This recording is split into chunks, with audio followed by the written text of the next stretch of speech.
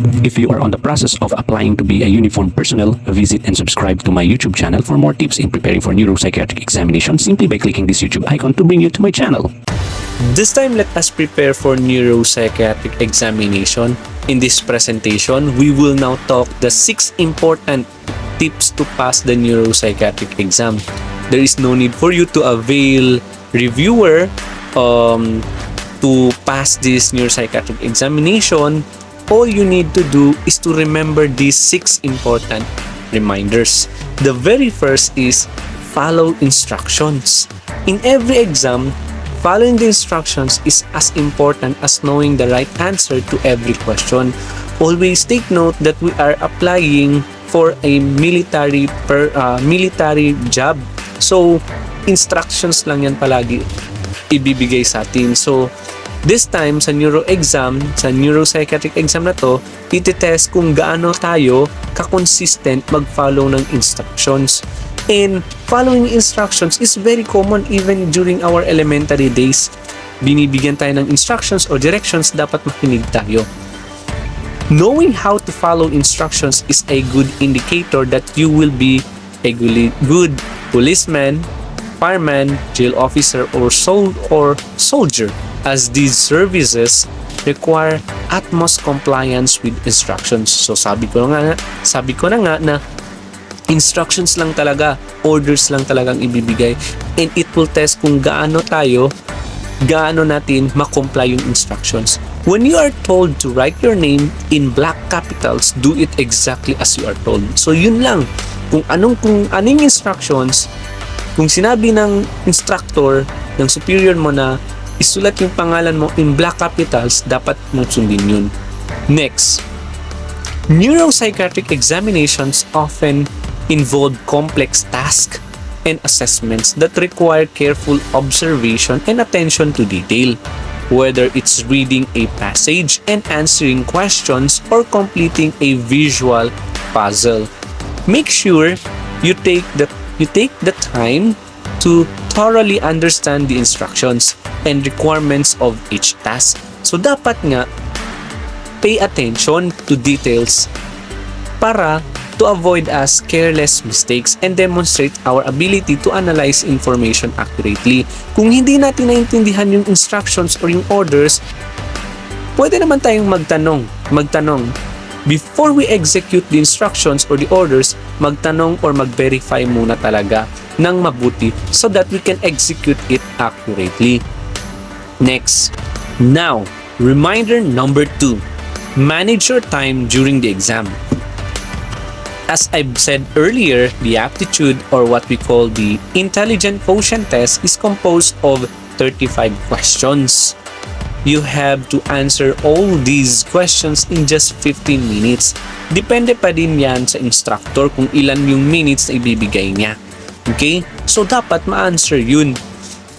And also, kapag mag-a-answer tayo, dapat unahin muna natin yung mga items na alam natin. I-set aside muna natin yung mga mahaba or mahihirap or hindi nating alam na item. Kapag natapos na natin yung mga madadaling items, that's the time we can go back. That means you only have 2 minutes to answer each item. The proctors are strict regarding the time limit. So never think that they will give you a time extension. Develop a strategy to allocate your time wisely, ensuring that you devote sufficient time to each section while leaving enough time for reviewing and double-checking your answers.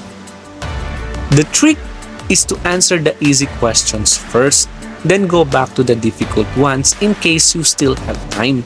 This way, you can maximize the time and increase your chance of completing the test. So yun na nga sinabi ko, kapag mag-take kayo ng examination na to, answer first yung mga madadaling items and balikan na lang yung mga mahihirap na items so that you can maximize your time. And as much as possible, wag yung shotgun yung pag-answer, yung pipili ka na lang anong letter. Wag ganun. Kasi madidetect yan ng magche-check na hindi ka nagbasa, hindi ka nag-analyze, hindi mo minabuti yung pag-answer. So, dapat wag kang mag-answer agad-agad or wag kang magbibigay ng hint ng answer na hindi ka sure. Kasi madidetect yan na hindi ka nag-answer ng mabuti. Minadali mo lang. Wala kang strategy. Dapat magkaroon ka ng strategy in taking this exam. Okay? Now, next. Number 3. Be consistent with your answers. Be mindful of your answers to every question of the exam. Always remember your answer to a particular question because you will be asked similar and related questions in the next following items. You have to be consistent with your answers. Remembering and providing consistent information throughout the examination demonstrates your attentiveness and reliability. So dapat kung ano yung answer ninyo sa previous question and then nagkaroon na naman ng similar or related question, similar pa din yung answer nyo dapat. Maging consistent. Huwag nyong kalimutan yung mga na-answer nyo sa previous question kasi there is a possibility na magkakaroon ng similar or related question. Dapat maging attentive tayo. It demonstrates our attentiveness kung gaano tayo alerto dito. In contrast, kapag inconsistent naman, yung answers may indicate that you are untruthful and just telling lies. By remaining consistent, you will enhance your chances of passing the examination. For short, kung ano yung in-answer nyo sa isang question at nagkaroon ng similar question, huwag niyong kalimutan yung answer nyo sa previous. Kasi yun lang din yung magiging answer nyo sa next similar or related answer para magkaroon ng consistency. Kasi kung paiba-iba yung answer natin sa similar or related questions, then there might be a notion na you are just telling lies. Okay? Number 4, ito na yung pinagpapraktisan natin, learn how to draw. You need to practice in order to maximize your time during the exam para hindi tayo mabagal. When I say learn how to draw, it does not mean you have to be like Michelangelo or Da Vinci. Hindi naman kinakailangan na maging magaling dito. If you are told to draw people, do not draw stick figures. Instead, focus on basic human anatomy and proportionality. Draw people with complete parts. Sabi ko na nga, dapat kompleto yung isang tao. May ears, eyes, hairs, fingers, nose, mouth. Pay attention to details such as body posture, facial expression, yung gestures, as they can provide valuable insights into individuals' emotional state. So, dapat kung sinabi natin proportion din yung laki ng kamay, hindi yung isa maliit, isa malaki. Okay? Yung tenga, isa maliit, isa malaki, hindi pwede. Dapat proportional lang. Hindi ibig sabihin equal, proportional means similar. Similar in size, ganun. And make evident distinctions between male and female. Dapat may distinction yung lalaki at babae. Mustache for males and long hair for females.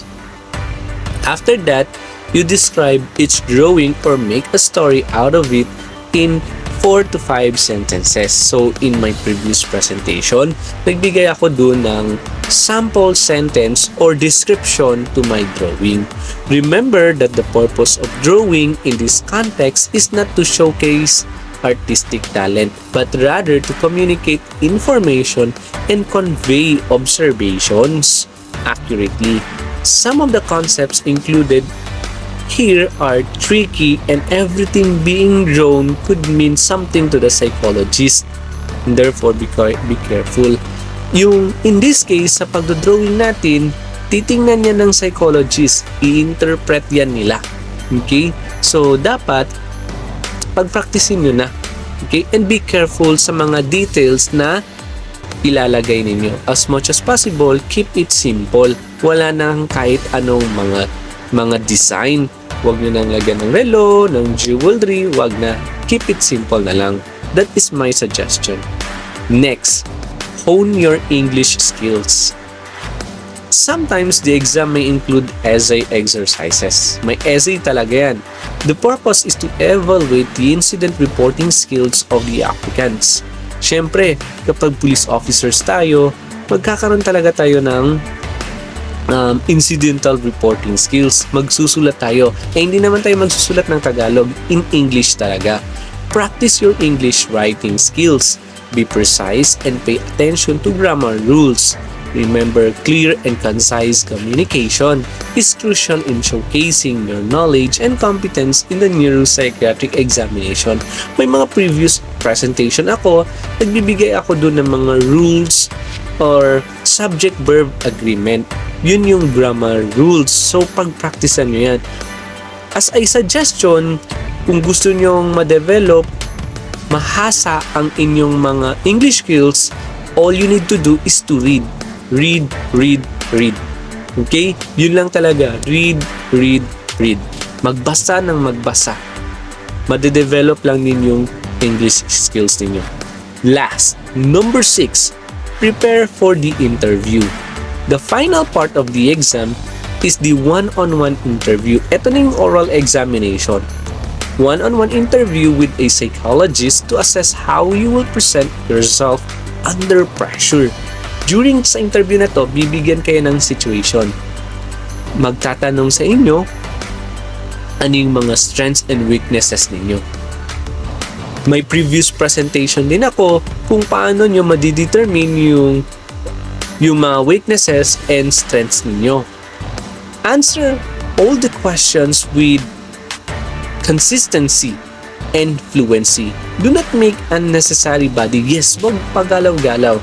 Just relax, okay? And hand movements or gestures during the exam. Huwag na kayong gumawa ng iba-ibang unnecessary hand gestures. As much as possible, yung kamay ninyo nasa lap lang, nasa legs lang ninyo, or magkaroon man kayo ng gesture, very minimal lang yung hand gestures ninyo. Okay? Minimal. Maintain a calm and composed demeanor throughout the process. Dapat stable pa rin tayo. Kalma lang din. Kasi we are applying for a military personnel job. Dapat kalma lang. Dapat may maximum tolerance tayo para hindi tayo makagawa ng any actions out of our emotions. It will test us. It will test our emotions. And it will determine how we react on that situation. Kung kalma lang yung pag-react natin, kalma lang yung reactions natin, then much better. Remember to take deep breaths and maintain eye contact and listen attentively to the interviewer's question before formulating your answers. Be honest about your limitations and strengths. Kaya nga, as early as now, determine already what are your strengths and weaknesses. May ginawa akong previous presentation on that. Next, be honest about your limitations and strengths as this will demonstrate self-awareness and authenticity. Be snappy and stand firm when talking. Lastly, always be humble. Ganun pa din. Kapag tinawag na kayo during the oral interview, say, mag-greeting sa'yo. Good morning, ma'am. Good evening, ma'am. Ganun, good afternoon, ma'am. Good afternoon, sir. Ganun. Then, after that, always in the end of the interview, always say thank you. Thank you, ma'am. Thank you, sir. Ganun. Now, to wrap it up, the neuropsychiatric test wants to know if you have the mindset of an average person. Titingnan kayo kung average ba kayo. Do not pretend. Huwag kayo mag-pretend that you are an extraordinary one and just be yourself. Be consistent in your answers and bring out the good in yourself. And do not show any violence in your words. Lastly, never leave anything unanswered. Dapat ma-answer natin lahat as much as possible. Those unanswered questions might determine the result of the psychiatric examination, whether you are recommended or not. So good luck, and all of these things you can find it here in the topnotcher.ph, an article from Draven Cueva, how to pass the neuropsychiatric examination as 2024 guide.